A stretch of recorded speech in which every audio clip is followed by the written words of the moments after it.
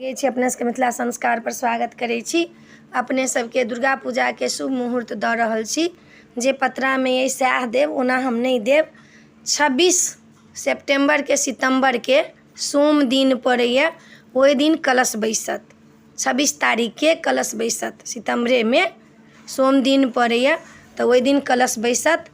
1 अक्टूबर के अहाँ के बेलनौती है, खष्टी पड़ैया, शनि के दिन पड़ैया।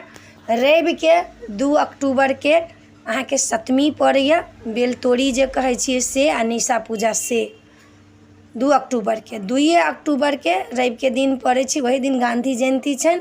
जिनकर छुट्टी हुअ वाला छनि, छुट्टी मारल गेलनि, रवि के पड़ै छै 2 अक्टूबर। तो वही दिन अहाँ के सप्तमी है, निशा पूजा है। 3 अक्टूबर के महाअष्टमी है, सोम के दिन पड़ैया। 4 अक्टूबर के नवमी है, मंगल के दिन पड़ैया नवमी के। आ दशमी जे है से 5 अक्टूबर के दशमी है, बुध के दिन पड़ैया। आ कोजगरा पड़ैया 9 अक्टूबर के।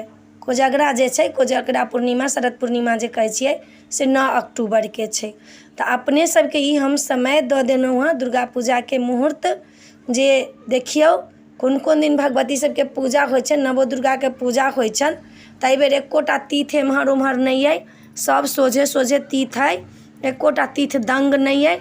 नवरात्रा शुरू करब तो वही दिन से अहाँ के 8 दिन में अष्टमी है, 9 दिन में नवमी है आ 10 दिन में दशमी है।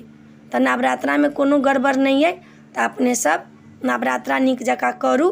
आ अपने सबके मुहूर्त हम दऽ देलहुँ हँ। नीक लागत तो चैनल सब्सक्राइब करब, लाइक करब, कह के नहीं बिसरब। जय मिथिला, जय माता जी।